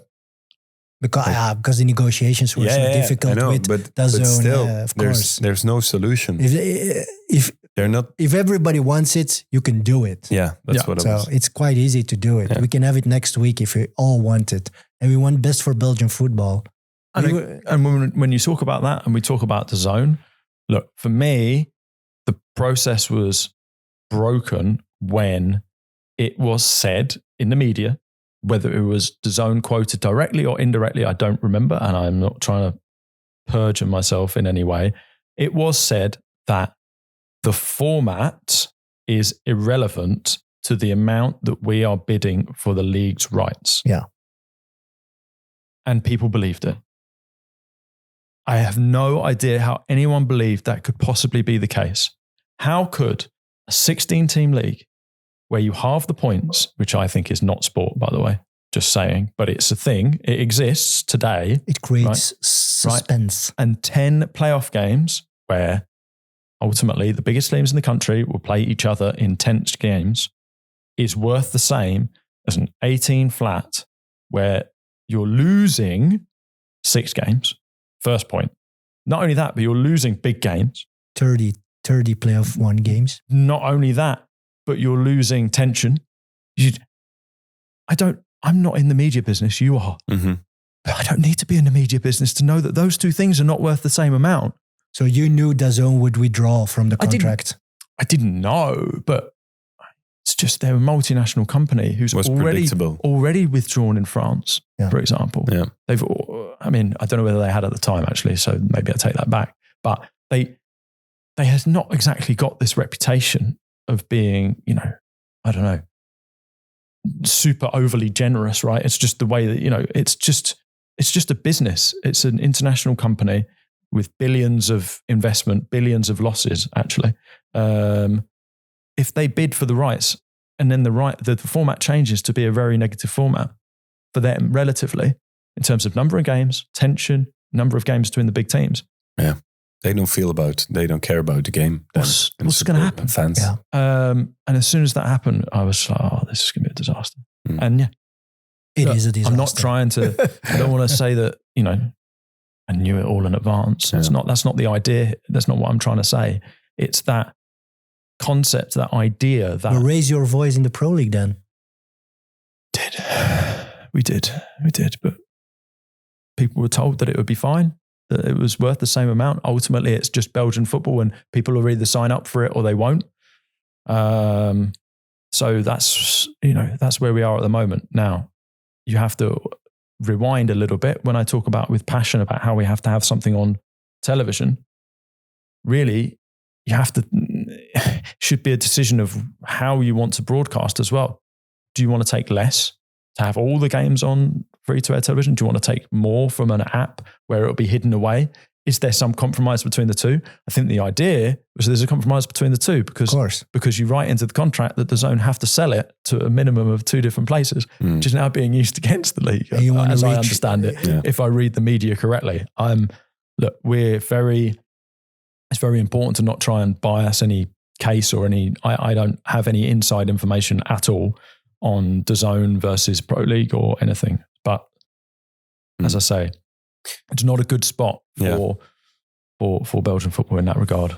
We've been talking about some serious business for a while now. I like emotions more than serious business myself, but I've noticed that you're quite an emotional person too, right? Can be, yeah, yeah. At certain moments, it's quite fun to see me and Philippe next to each other. Yeah. Because Philippe is Iceman, less publicly emotional. Iceman. Yeah, he's during the Champions League game in Eindhoven at PSV. Yeah, we saw you in tears at the stands. Yeah. What was going through your mind at that moment? I just couldn't believe what I was watching. We were 3-0 up at the time.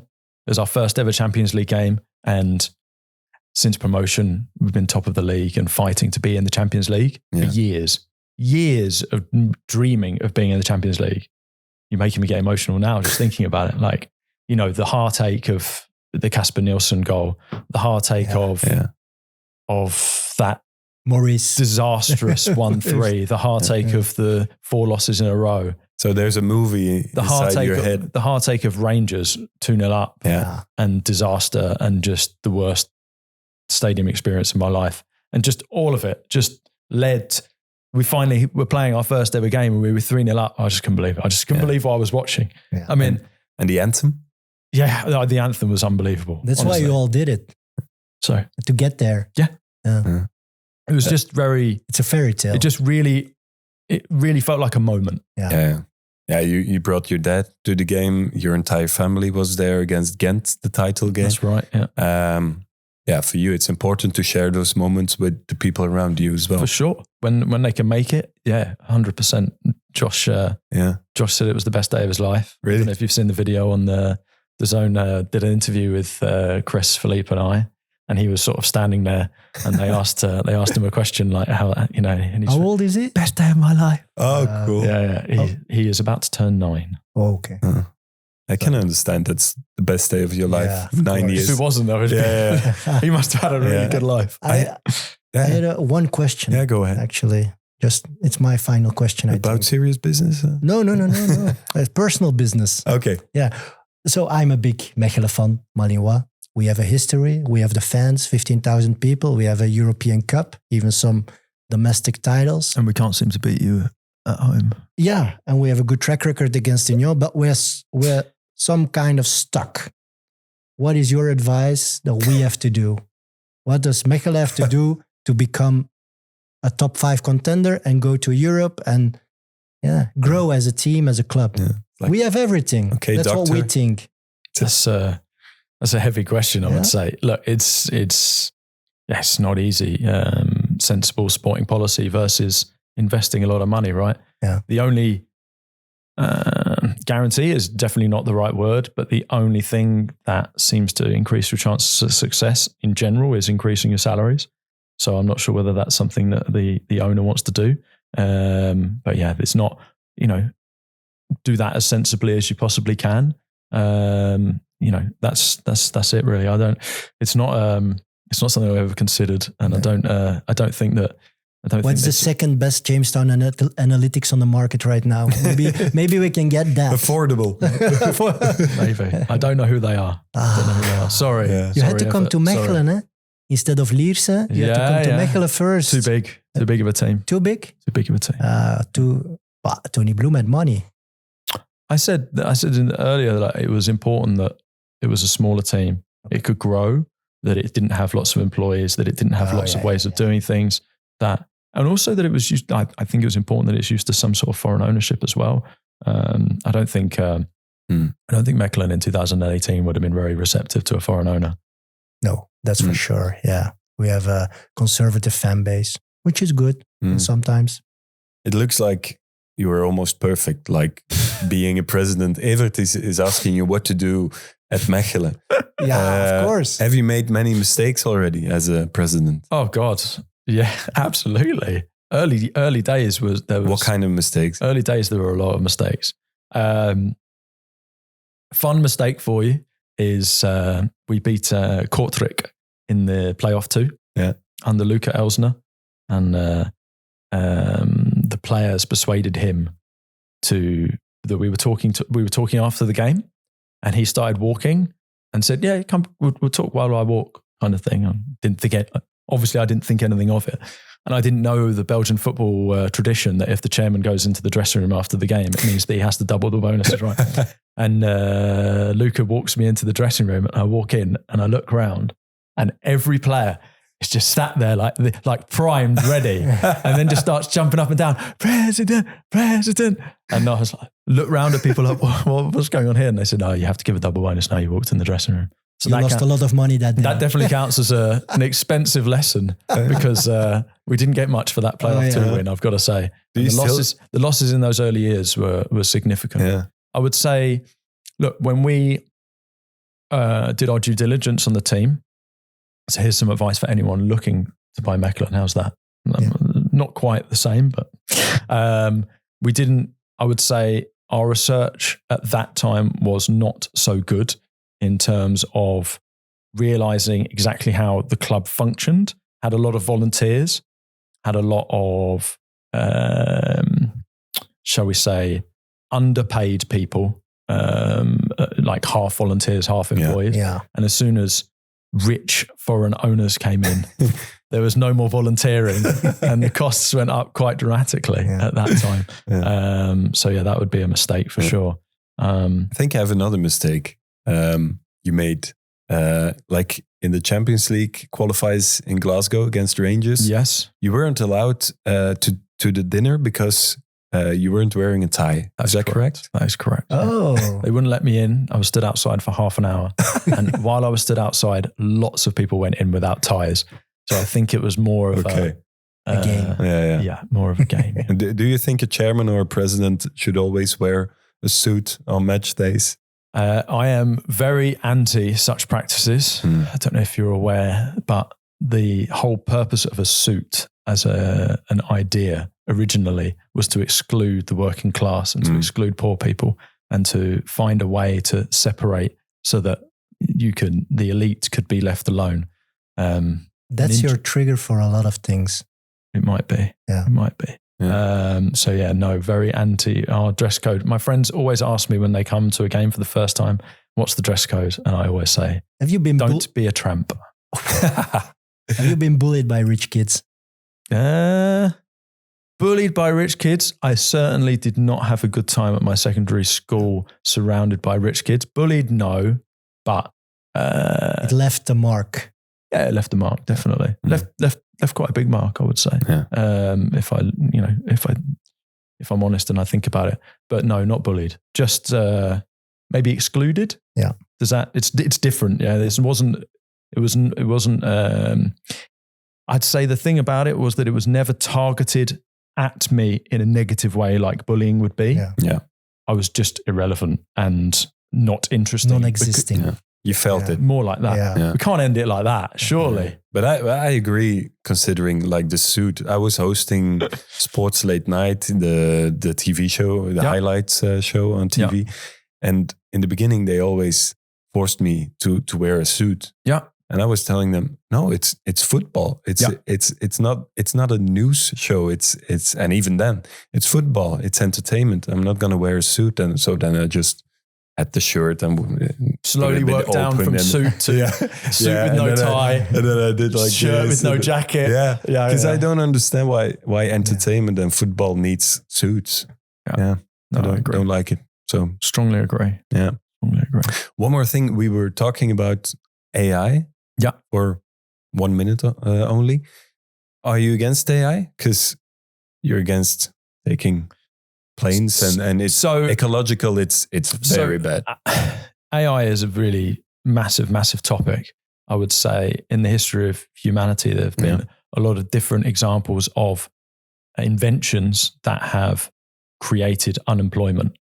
I think AI might be possibly the one that would be expected to cause the most unemployment imaginable, in theory, which is, unfortunately, where technology and unemployment leads. I would suggest that most of the profits would end up in an extremely small number of people's hands who most certainly don't need it already. Now, can you stop something like AI? That's not very easy either. I don't think it's like this simple, black and white right, we should just ban AI. Yeah. How it's regulated, how it's managed. It does feel instinctively like governments are a little bit behind their understanding of where it might go and how fast it can get there and what sort of regulation would be required.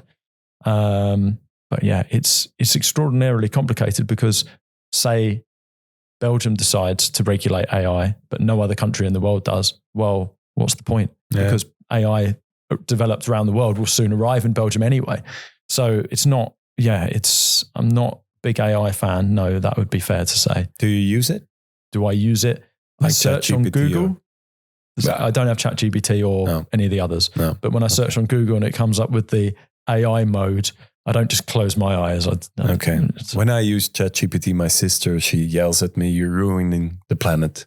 Is that right? Yeah. She must be an Union fan, no? Well, if she's interested in football, she's definitely a Union fan. Yeah. Okay. World's first B Corp football club. World's first? B Corp? What's B Corp? It's like an international label of good governance. Oh. There you go. They wear the same shirts for 2 years. Yeah, that's they nice. smell. Okay. Evert? I learned a lot today. Yeah, me too. I have no more questions. I learned there's no exit strategy, so we haven't seen the ending of Union yet. So Union will be a title contender in 10 years. That I can't promise. But this year we're a title contender for sure. And the plan is for next year to be a title contender. Maybe one last question then. Do you believe that you can win the Champions League? Yes. Okay. Wow. And my friends and Tony think I'm insane. But yeah. After today, I think we have to build, I don't think you're insane. We have to build a new stadium. I'll give you the maths, yeah. I'll give you the logic, yeah. So at the moment, we're competing with teams around 6 to 12 times our budget on a regular basis, either in Belgium or in internationally. Yeah. If we were to be able to build a new stadium and we were to be regulars in the Champions League, our revenue would roughly be between 6 and 12 times lower than the biggest team in the world. So by definition, by mathematics there, it's possible. It's possible. Yeah. People will tell me it's not possible, Porto and that's did fine. It. Porto did it. I plan to be Ajax here. did it. Yeah, I plan to live for a while and have lots of goes at it. So, but yeah, it's not imminent, I would say. Yeah. Not imminent. Now I know why you don't use ChatGPT. You are ChatGPT. Alex, thank you for coming and speaking so openly about yourself and Union. Best of luck for the rest of the season and tonight against Charleroi. Evert, merci. Interessante aflevering. Heel interessant. I hope my English was a bit okay. Yeah, how was our English? Did we do well? Was good? I mean, honestly, as an Englishman abroad, it's incredible being in Belgium. Come on. The level of English is unbelievable. Yeah. We'll wait and see. And the comment section on YouTube will. I was the one who had the worst English, if you remember. Made a word up in the middle of the conversation. So. Was all good. Thanks again. Nu komt het grootste werk nog, Evert, voor de mensen achter de schermen. De ondertiteling. Respect aan iedereen. Maar het is gelukt, want jullie hebben ze op YouTube mooi zien staan. Dus ik zal nog wel extra werk geven, helemaal op het einde. Thanks for listening. See you next time. Bye bye.